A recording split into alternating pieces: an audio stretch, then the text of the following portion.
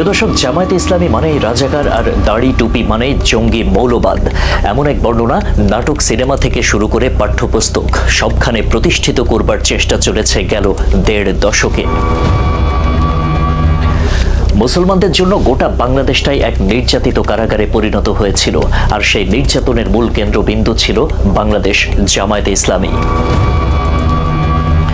বলা চলে নিষিদ্ধ এক সংগঠনের রূপ নিয়েছিল বাংলাদেশ জামায়াতে ইসলামী। আটক, নির্যাতন, জেল, জরিমানার পাশাপাশি বিচারিক হত্যাকাণ্ড চালানো হয়েছে দলটির সর্বোচ্চ নেতাদের ওপর। ভারতীয় আগ্রাসনের শিকার এই দলটির প্রথম বলি মাওলানা আবুল কালাম আজাদ ওরফে বাচ্চু মিয়া, আওয়ামী আদালতের ভাষায় যিনি বাচ্চু রাজাকার। মাওলানা আবুল কালাম আজাদ, যাকে এলাকাবাসী বাচ্চু রাজাকার হিসেবেই চিহ্নিত করেন। আবুল কালাম আজাদ ওরফে বাচ্চু রাজাকার। আবুল কালাম আজাদ ওরফে বাচ্চু রাজাকার। এখানে আমরা কোনো নাটক করি নাই, আর নাটক আমরা বুঝিও না।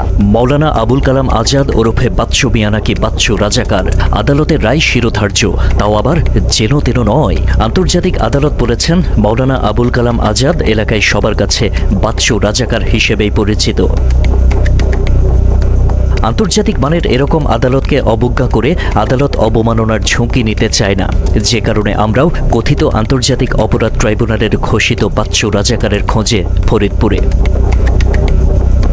এই এলাকাতেই ব্যাপক ধ্বংসযজ্ঞ চালিয়েছে কথিত বাচ্চু রাজাকার। খুন, ধর্ষণ, ভাঙচুর, দখল, সংখ্যালঘু নির্যাতন, এমন কোনো অপরাধ নেই যা তিনি করেননি। আন্তর্জাতিক অপরাধ ট্রাইব্যুনাল দীর্ঘ তদন্ত শেষে বাচ্চু রাজাকারের বিরুদ্ধে গুরুতর যেসব অপরাধের প্রমাণ পেয়েছে তার কিছুটা আলোচনা করলেই টের পাবেন কত বড় মাপের একজন পাকিস্তানি রাজাকার ছিলেন মাওলানা আবুল কালাম আজাদ। সত্য বলছেন, আপনি মনের কথা বলছেন। আবুল কালাম আজাদ ইস্যুতে ট্রাইব্যুনালের রায়ে বলা হয়েছিল, বাচ্চু রাজাকারের বিরুদ্ধে মহান মুক্তিযুদ্ধ চলাকালে মোট ৮টি মানবতা বিরোধী অপরাধের অভিযোগ আনা হয়। তার মধ্যে ৭টিতেই তিনি দোষী সাব্যস্ত হন। ৩টিতে মৃত্যুদণ্ড, ৪টিতে কারাদণ্ড দেওয়ার সুযোগ থাকলেও মৃত্যুদণ্ড দেওয়ার কারণে সেসব অপরাধের বিষয়ে দণ্ডাদেশ দেয়নি ট্রাইব্যুনাল। অপর একটি অভিযোগ প্রসিকিউশন প্রমাণ করতে না পারায় সেটি খারিজ হয়ে যায়। তার বিরুদ্ধে সাক্ষী ২২ জন, এর মধ্যে প্রত্যক্ষদর্শী ১৭ জন। সাক্ষীদের মধ্যে ভিকটিম ও তাদের পরিবারের সদস্যরা ছিলেন বলে দাবি করা হয়। ২০১২ সালের ২৬শে ডিসেম্বর আবুল কালাম আজাদের পক্ষে যুক্তিতর্ক উপস্থাপন শেষ করে আসামিপক্ষ। আসামিপক্ষে যুক্তিতর্ক উপস্থাপন করেন আবুল কালামের পক্ষে ট্রাইব্যুনাল নিযুক্ত আইনজীবী আব্দুস শুকুর খান। এরপর আইনি পয়েন্টে যুক্তি উপস্থাপন করেন রাষ্ট্রপক্ষের প্রসিকিউটর সৈয়দ হায়দার আলী। তিনি আসামিপক্ষের যুক্তি খণ্ডন করে সমাপনী বক্তব্য দেন। এই সময়ের মধ্যে যদি আসামি মাওলানা আবুল কালাম আজাদ ওরফে বাচ্চুর পক্ষে বা সাফাই সাক্ষী না দেওয়া হয়, তাহলে সাফাই সাক্ষী দেওয়ার সময় থাকবে না। প্রথম ট্রাইব্যুনাল গঠনের ১ বছরের মাথায় অর্থাৎ ২০১২ সালের ২২শে মার্চ মুক্তিযুদ্ধকালে মানবতা বিরোধী অপরাধের বিচারের লক্ষ্যে গঠিত হয় আন্তর্জাতিক অপরাধ ট্রাইব্যুনাল ২। আবুল কালাম আজাদ ওরফে বাচ্চু রাজাকারের মামলাটি দিয়েই শুরু হয় ট্রাইব্যুনালের কার্যক্রম। একই বছরের ২৫শে মার্চ ট্রাইব্যুনাল রাষ্ট্রপক্ষকে আসামির বিরুদ্ধে তদন্তের অগ্রগতি প্রতিবেদন দেওয়ার নির্দেশ দেয়। আদেশ অনুযায়ী তার বিরুদ্ধে ওই বছরের ২ এপ্রিল তদন্তের অগ্রগতি প্রতিবেদন দাখিল করে প্রসিকিউশন। একই সঙ্গে তার বিরুদ্ধে গ্রেপ্তারি পরোয়ানা জারির আবেদনও করে রাষ্ট্রপক্ষ।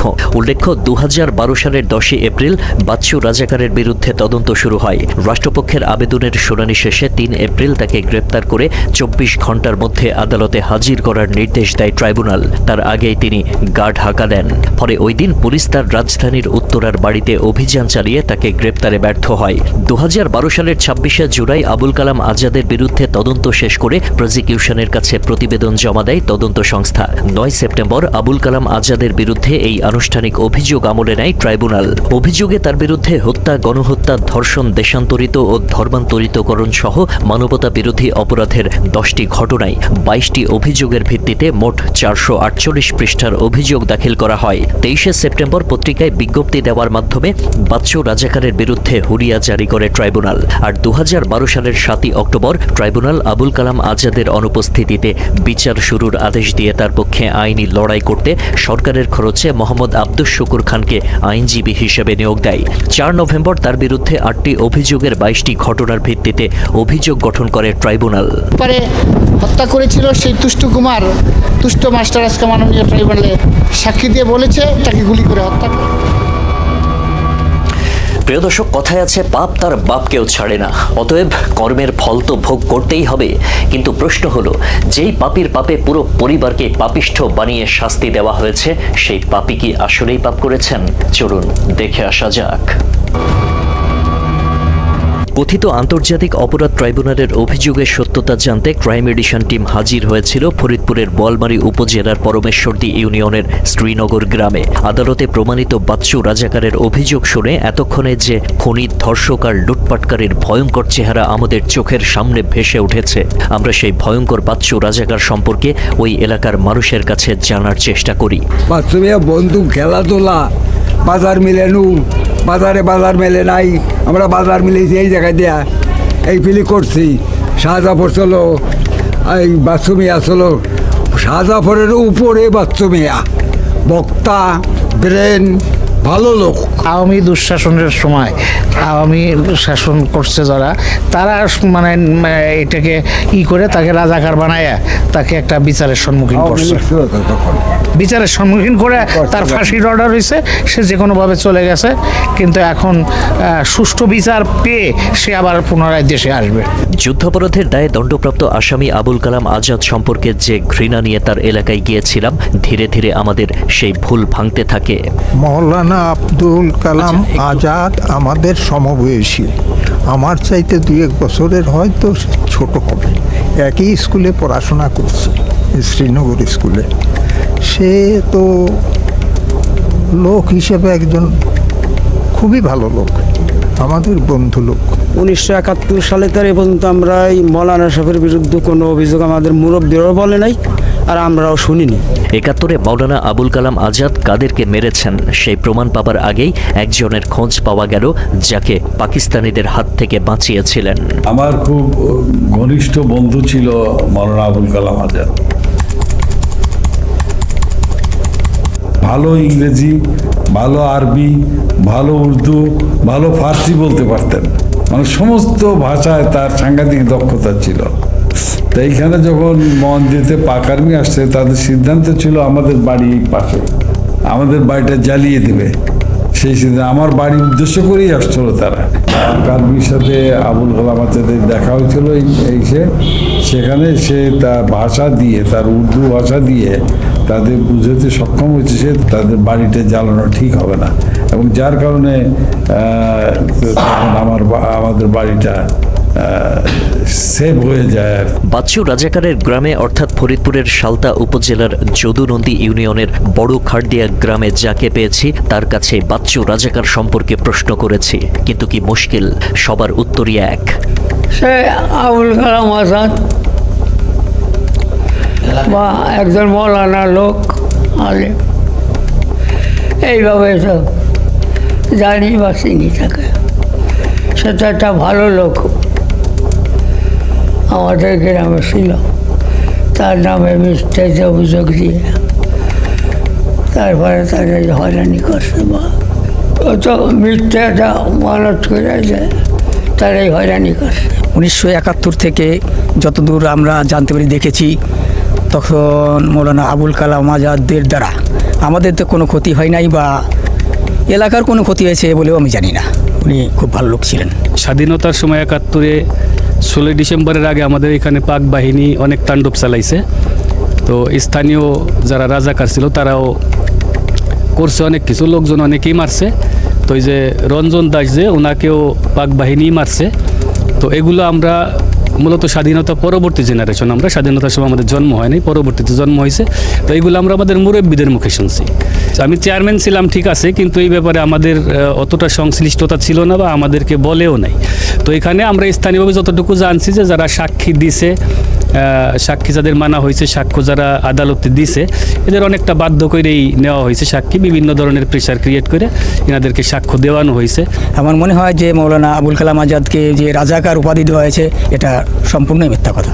সাধারণ মানুষ কথিত আন্তর্জাতিক অপরাধ ট্রাইব্যুনালের সেই অভিযোগ সম্পর্কে না জানলেও এলাকার মুক্তিযোদ্ধারা নিশ্চয়ই জানার কথা বাচ্চু রাজাকার সম্পর্কে, কিন্তু মুক্তিযোদ্ধাদের মুখেও সেই একই সুর। আমার গ্রাম পড়াইছে, পাক সেনা আইসে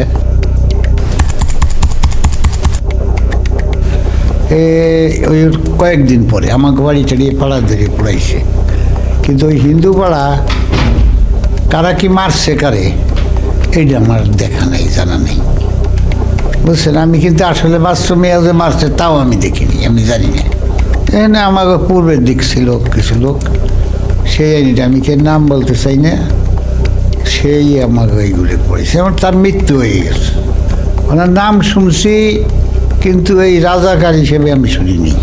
পুরো এলাকা তন্ন তন্ন করে খোঁজাখুঁজির পরেও বাচ্চু রাজাকার সম্পর্কে কোনো তথ্য না পেয়ে আমরা আদালতে বাচ্চু মিয়া সম্পর্কে যারা সাক্ষ্য দিয়েছেন তাদের সন্ধান করতে থাকি। কিন্তু প্রথম সাক্ষীর বাড়িতে গিয়ে ফিরে আসতে হলো, কারণ হঠাৎ মামলার অন্যতম সাক্ষী বোয়ালমারী উপজেলার চতুল ইউনিয়নের হাসামদিয়া গ্রামের সত্যরঞ্জন সাহার হঠাৎ করেই জবান বন্ধ হয়ে যায়। বেশ কয়েক বছর হলো সাক্ষী সত্যরঞ্জন সাহা কথা বলতে পারেন না। এখন এক চোখে একদমই মানে ওনার ব্রেন স্ট্রোক কবে হয়েছে? দুইবার। আমি রেভলিউশন পিরিয়ড ইন্ডিয়ায় ছিলাম।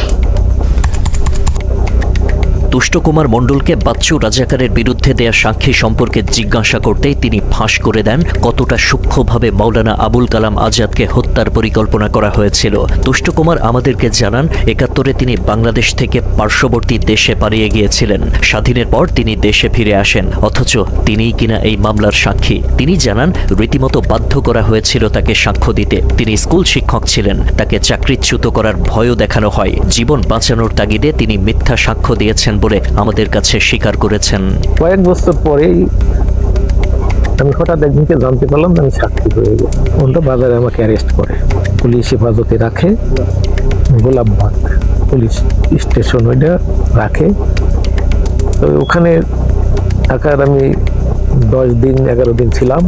আর না দিলে আপনাদের একটা পানিশমেন্ট হতে পারে, সমস্যা হতে পারে, এইভাবে আমার ভয় দেখায়। এবং আমি চাকরি করতাম, আমার চাকরি করে একটা হুমকি আসে। সে ছিল ছোট্ট, সে পেটে টিকে মরার হয়েছে, ও তো বাবার মুখই যায়নি। জ্যোৎস্না রানী দাস ছিলেন এই মামলার অন্যতম বাদী ও